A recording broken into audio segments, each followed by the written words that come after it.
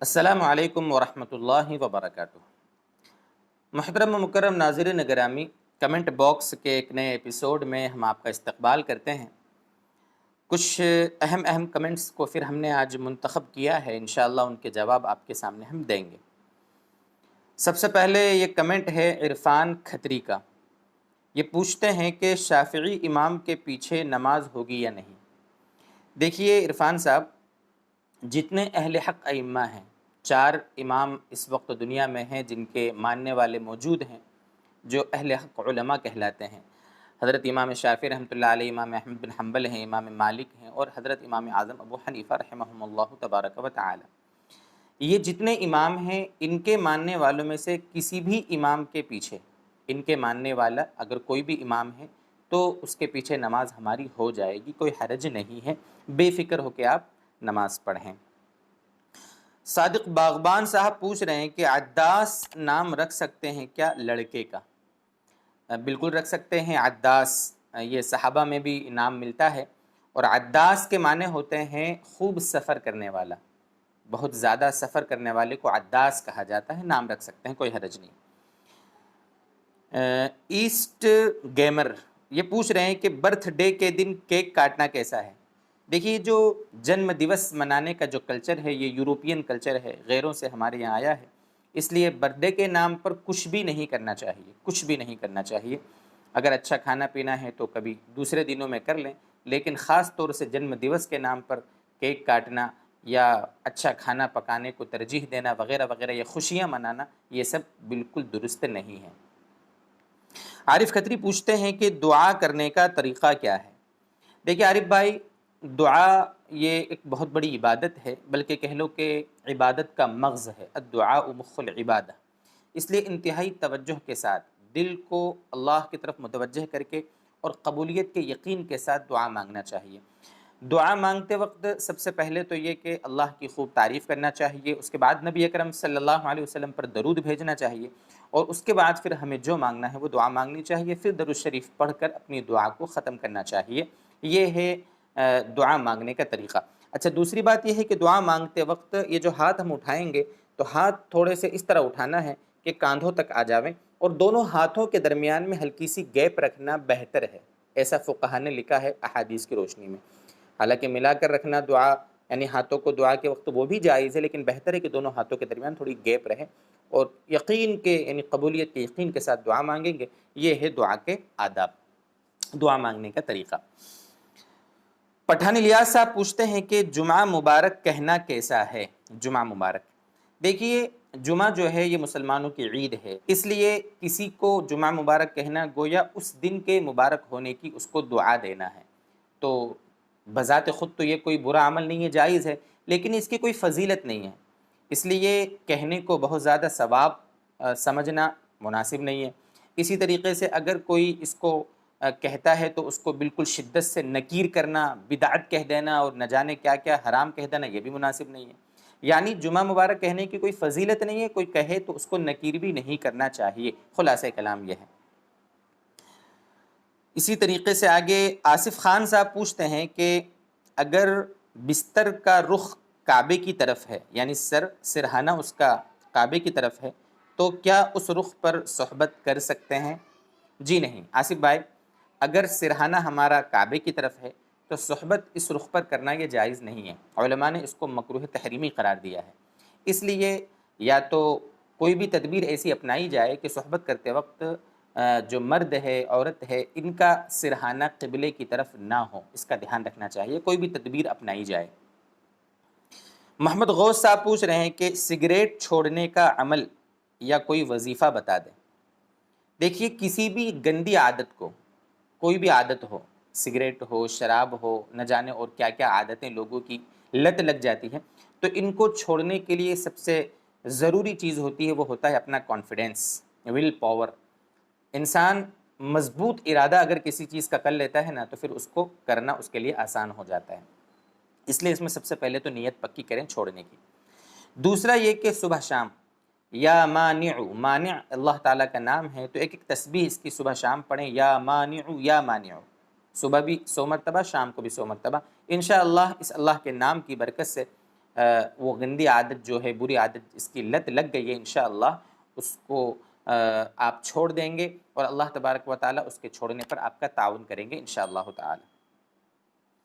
Indian construction, ان کا سوال ہے کہ اگر مسجد میں جماعت کی نماز چھوٹ جاوے، ہم کسی کام میں مصروف ہوں، تو کیا گھر میں بیوی بچوں کے ساتھ جماعت کر کے نماز پڑھ سکتے ہیں؟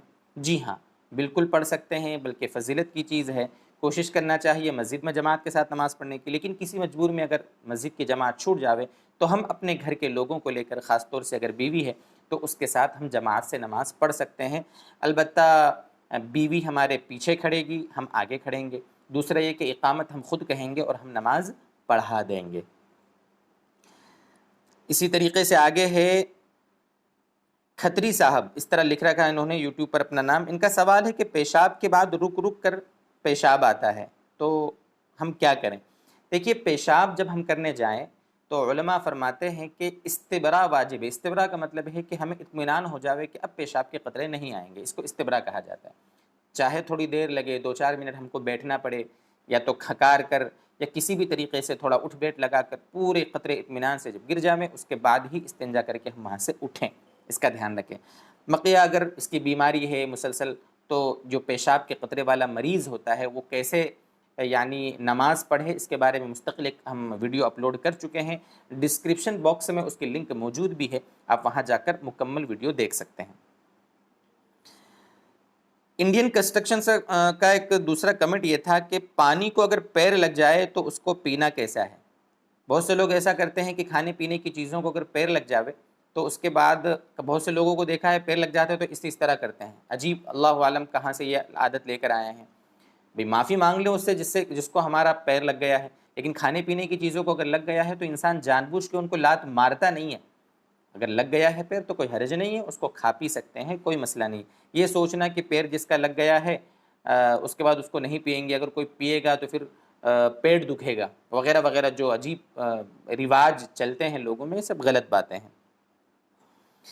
خلیل احمد صاحب پوچھتے ہیں کہ غسل کرتے وقت بار بار پیشاب آتا ہے تو ہم کیا کریں؟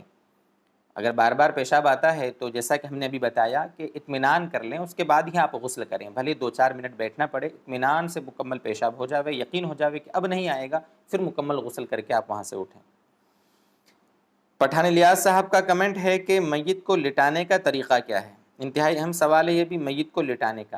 دیکھیے، میت کا جب انتقال ہو گیا تو انتقال کے بعد چاہے ابھی آپ نے اس کو غسل دیا ہے یا نہیں دیا ہے، جنازہ اٹھانے سے پہلے اس کو لٹانے کا طریقہ 2 طریقے علماء نے لکھے ہیں، بہتر ہیں جو۔ پہلے تو یہ کہ اس کو اس طرح لٹائیں جیسا ہم قبر میں لٹاتے ہیں، مسنون طریقے پر، اس کا رخ قبلے کی طرف ہو جاوے گا، سرہانہ اس کا حی علی الصلاح کی طرف ہوگا اور اس کے پیر حی علی الفلاح کی طرف ہوں گے۔ ایک تو یہ طریقہ ہے۔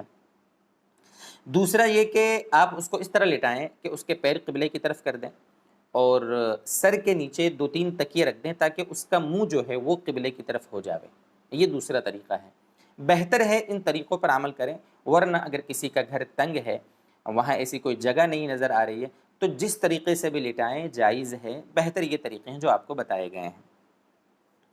عادل تگالے صاحب پوچھتے ہیں کہ عطر لگانے کا سنت طریقہ کیا ہے؟ عطر لگانے کا سنت طریقہ، دیکھیے علماء نے لکھا ہے فتاویٰ کی روشنی میں، مفتیان کرام نے، کہ عطر جس طریقے سے بھی لگا لیں سنت ادا ہو جائے گی، عطر جس طریقے سے بھی لگا لیں۔ ویسے بعض ہمارے اکابر علماء جیسے حضرت مولانا حسین احمد مدنی رحمۃ اللہ علیہ، یا اسی طریقے سے کچھ دیگر اکابر کے بارے میں یہ منقول ہے کہ وہ جب عطر لیتے تھے تو اپنی ہتھیلی پر عطر کو ملتے تھے، اس کے بعد دونوں ہتھیلیوں کو ملنے کے بعد اس ہاتھ سے نیچے ادھر بغل میں، اس ہاتھ سے ادھر بغل میں لگا لیا کرتے تھے، اس کے بعد پھر کاندھے پر، اس کے بعد پھر پیٹ پر، یعنی اس طریقے سے۔ یہ طریقہ بعض بزرگوں کی طرف سے منقول ہے، تو یہ چونکہ انتہائی متبع سنت بزرگان گزرے ہیں تو ہو سکتا ہو کہ ان کو کسی ذریعے سے یہ معلوم ہوا ہو کسی طریقے سے کہ بھئی یہ بہتر ہے، اس لیے ہم بزرگوں کے اس طریقے پر بھی عمل کر سکتے ہیں، لیکن بہرحال عطر جیسے بھی لگا لیں گے انشاءاللہ سنت ادا ہو جائے گی۔ خوشبو ہمارے نبی صلی اللہ علیہ وسلم کو انتہائی پسند تھی۔ لیتھ ویڈیوز ان کا نام ہے یوٹیوب پر، ان کا سوال ہے کہ ایک بار طلاق بولنے سے کیا بیوی نکاح سے نکل جاتی ہے؟ دیکھیے، طلاق دینے کا بہتر طریقہ ہی یہی ہے، جب آپس میں نباہ کی جب ساری صورتیں فعل ہو جاویں، آپس میں دونوں خاندانوں کے لوگ مل کر اس مسئلے کو جب سلجھا نہ سکیں اور آخری بس یہی ایک یعنی قدم ہو، اسٹیپ ہو کہ بس اب طلاق ہی دینا پڑے گی، تو عورت کو پاکی کی حالت میں ایک طلاق دینا چاہیے۔ جب پاکی کی حالت میں ایک طلاق دے دیں گے اس کو، اس کے بعد پھر وہ بیوی اس کے نکاح سے نکل جائے گی۔ نکاح سے نکلنے کا مطلب یہ ہے کہ ایک یا دو طلاق دینے میں رجوع کا حق ہوتا ہے، یعنی میاں بیوی آپس میں یہ واپس میاں بیوی بن سکتے ہیں، حلالے کی ضرورت نہیں ہے، نیا نکاح کرنے کی ضرورت نہیں ہے۔ اس لیے جہاں تک ہو سکے، بلکہ ہم تو بار بار عرض کرتے ہیں، آپ سے درخواست کرتے ہیں کہ جس طرح نکاح میں ایک عالم کو، ایک مفتی کو اور ایک قاضی کو آپ نے بلایا ہے نکاح کرنے کے لیے، تو اسی طریقے سے اگر گھر میں بن نہیں رہی ہے نا، تو کسی عالم صاحب کو طلاق دینے کے لیے بھی بلوا لیا کرو، تاکہ وہ صحیح طریقے سے آپ کو طلاق کا مسئلہ بتا دیں گے۔ ہوتا یہ ہے کہ بالکل کل ہی فون آیا تھا ہمارے پاس، گزشتہ کل، 29 سال شادی کے ہوئے اور غصہ آیا اور بیوی کو 3 طلاق دے دی۔ تو اس طریقے سے آئے دن واقعات ہوتے ہیں، تو اللہ کے واسطے ایسے مسائل آئیں تو اپنے گھر کے بڑوں کو، اپنے علاقے کے مفتیان کرام اور علماء کرام سے آپ ڈسکس کیا کریں کہ اب کیا کرنا ہے آگے، انشاءاللہ وہ بہتر طریقے سے آپ کو مسئلہ بتا دیں گے۔ جی آگے ہے سید حکیم صاحب، ان کا سوال ہے کہ نکاح کا خطبہ نابالغ بچہ کیا پڑھ سکتا ہے؟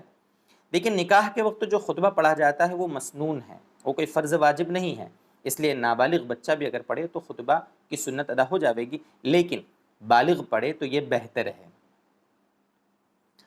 ناصر خان صاحب پوچھتے ہیں کہ میک اپ کر کے نماز پڑھنا کیسا ہے؟ کیا میک اپ کر کے نماز پڑھ سکتے ہیں؟ دیکھیں میک اپ میں کچھ سامان وہ ہوتا ہے جو بعض علماء فرماتے ہیں کہ بھئی ناپاک ہوتا ہے، اس لیے پتہ نہیں وہ میک اپ میں کیا چیز اس نے استعمال کی ہے، اس لیے دلہن کو خاص طور سے چاہیے یا عورت جو بھی ہو اس طریقے کا اگر میک اپ کرے تو وہ نماز سے پہلے اپنے میک اپ کے سامان کو اچھی طرح اتار دے اور پھر نماز پڑھے، یہ بہتر ہے۔ پتہ نہیں ناپاک کوئی چیز ہوگی اور نماز ہماری نہ ہو تو۔ اکرم شیخ صاحب پوچھتے ہیں کہ سردی میں صبح غسل کریں اور رات میں صرف ویسے ہی ناپاکی دھو کر اگر سو جائیں تو کیا چلے گا؟ بالکل چلے گا، کوئی حرج نہیں۔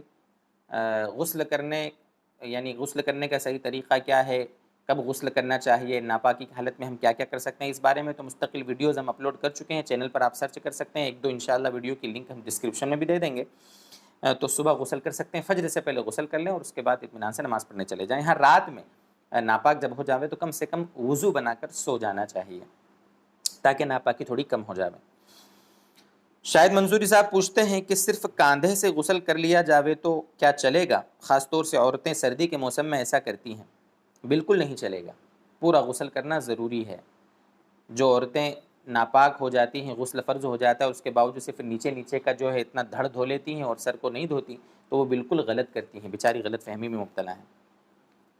اس طریقے سے ایک کمنٹ تھا آخری آج کا ہمارا کہ عامر خان صاحب یہ پوچھتے ہیں کہ ہمارا یعنی گوشت کا، چکن کا کاروبار ہے، اس میں بعض مرغیاں اگر مر جاتی ہیں تو کیا ہم ان کو بیچ سکتے ہیں؟ عامر خان صاحب بالکل نہیں بیچ سکتے، مردار جو ہے وہ حرام ہے، اس کو کھانا بھی حرام ہے، اس کو بیچنا بھی حرام ہے۔ آپ کہیں ایک طرف کنارے پر اس کو ڈال دیں، وہاں سے کوئی بھی اٹھا کے لے جاوے چلے گا، لیکن بیچ نہیں سکتے۔ آپ کو مزید ان باتوں پر اگر کوئی کہنا ہو بات یا کوئی کمنٹ ہو آپ کا تو آپ کمنٹ کریں، انشاءاللہ اگر مناسب سمجھے گے تو ہم انشاءاللہ جواب دینے کی کوشش کریں گے، اور جو ہمارا کمنٹ باکس کا جو ایپیسوڈ ہوگا انشاءاللہ آپ کا سوال اس میں ہم لیں گے۔ اللہ تبارک و تعالی ان باتوں پر ہمیں عمل کی توفیق دے، وآخر دعوانا ان الحمدللہ رب العالمین۔